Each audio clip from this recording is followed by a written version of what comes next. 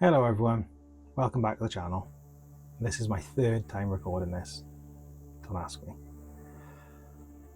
Today we're diving into the world of Gundam Assemble, the brand new miniatures war game that blends the tactical depth of tabletop with the legendary mecha of the Gundam universe. We'll go over some backstory, why this game is so exciting for Gunpla and miniature fans alike, and of course, I'll walk you through how I painted one of my favourite mobile suits for the tabletop. Let's get into it.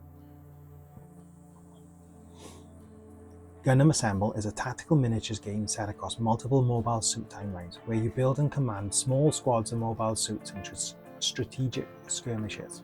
That's a mouthful. Think of it as the next evolution of Gunpla. It's not just about building models anymore, now you're bringing them to life in battle. The game will launch with several core factions: the Earth Federation Forces, Principality of Zeon, and later expansions promise to include the AU, Titans, and even some from Gundam Wing and Iron-Blooded Orphans. Each miniature comes on runners like traditional Gunpla, but at a smaller scale, usually around the 1/300th scale. They're built for quick assembly, but have great details for painting. Gundam Assemble allows players to reenact famous battles from Mobile Suit Gundam, or create their own alternate history.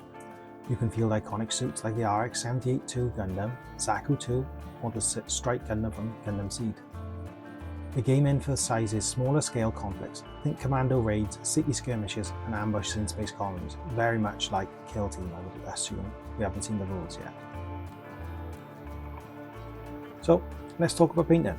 Today I'm working on a Zaku 2 from the UK Games Expo in Birmingham. I'm going with a classic pale green colour scheme with a custom base for some flair. I'll start priming with a Mr. Surfacer 1500 grey primer. This helps the colours pop and gives a strong bond between the plastic and the paint. For base coating, I'm using Tamiya Cockpit Green. The main armour is coated in one uniform colour, then with Vallejo German grey for the joints. Keep your layers thin, you want to preserve the panel lines. For panel lining and shading, use a fine brush and black wash to bring out the detail.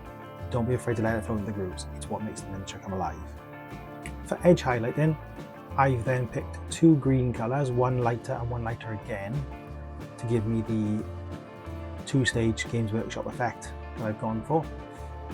And for the grey, I've essentially just mixed in a little bit of white into the grey.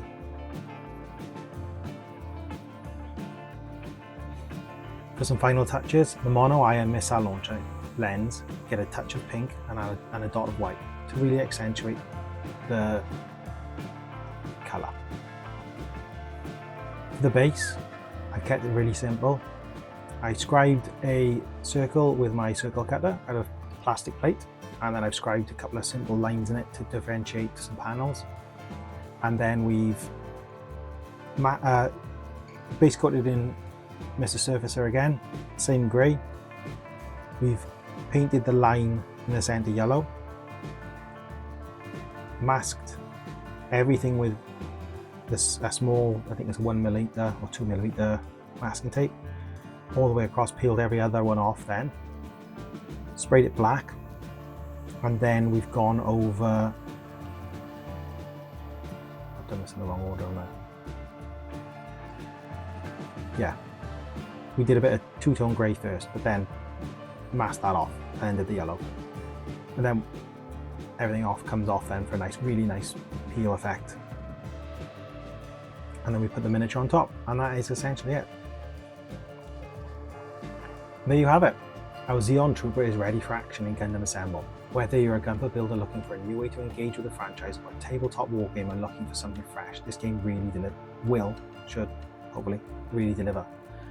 If you enjoyed this breakdown, be sure to like and subscribe for more painting guides, custom builds and gameplay tips, if I ever get to play it.